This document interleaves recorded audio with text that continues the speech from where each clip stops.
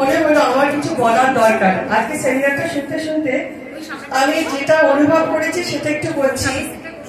আমি যে senior citizen, আমি কিন্তু প্রিভিলেজ কেন? আমার ফাইন্যান্সিয়াল ইন্ডিপেন্ডেন্স আছে। আমি ভেবে রেখেছি আমার যখন বার্ধক্য জীবন আরো বেশি রিটায়ারমেন্টের পরে যাব, তখন একটা বৃদ্ধাশ্রম বলবো না, সিনিয়র সিটিজেন রেসিডেন্সের ব্যবস্থা আছে।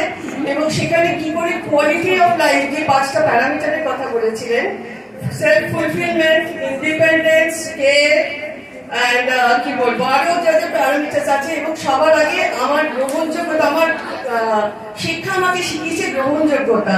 কিন্তু আমরা যারা প্রিভিলেজ সিনিয়র সিটিজেন, তাদের থেকে কিন্তু অনেক বেশি ভাবার জায়গা রয়েছে, যারা সারা জীবন প্রাপ্ত থেকে গেছে।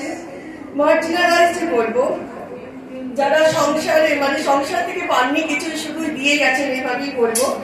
এবং যারা এখনো যাদের জীবন, যাদের অস্তিত্বের সংকটে ভুগছেন, তাদের জন্য অনেক বেশি করে কিছু করার দরকার আছে। আমার স্টুডেন্টসদের আমি যে কথাটা বলি তোমরা জানো, আমি একটা কথায় বিশ্বাস করি, open your heart, open is wide, someone is standing outside. তোমার জন্য কেউ না কেউ দাঁড়িয়ে আছে।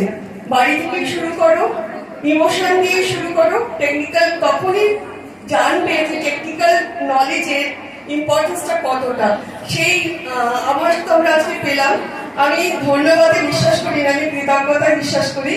আর CMIJ-র সাথে সাথে আমি বিদ্যাসাগর উইমেন্স মেডিকেল সেলকে আমি অসংখ্য ধন্যবাদ জানাচ্ছি, কারণ অনেক ভাবনা নিয়ে, অনেক আলোড়ন নিয়ে আমি যাচ্ছি। এবং আমার কলেজ থেকে আমি কি কি ভাবে এটাকে আরো এগিয়ে নিয়ে যেতে পারি, আমি সেটা নিশ্চয়ই চেষ্টা করবো। আমার সহকর্মী যারা আছেন তাদের পক্ষ থেকেই বলছি। আর ভবিষ্যতে যে পাঠটা আমার শোনার খুব ইচ্ছে ছিল, আমি কালকে যখন বসে বসে ভাবছিলাম, তখন ভাবছিলাম যে যারা সিনিয়র সিটিজেন টেকনিক্যালি চ্যালেঞ্জ, এই কথাটা বলছি কিছু অন্যভাবে নেবেন না, কারণ আমি দেখেছি তাদের ফাইন্যান্সিয়াল হ্যান্ডলিংটা খুব সমস্যার হয়। তো সেই জায়গাটাও শোনার খুব ইচ্ছে ছিল, আজকে সময়ের অভাবে শোনা গেল না। আপনারা নিশ্চয়ই ভবিষ্যতে অ্যারেঞ্জ করবেন। আমি কিন্তু শুনতে পেলেই আসবো, আমায় ডাকতে হবে না। সবাইকে অসংখ্য শুভেচ্ছা, অভিনন্দন।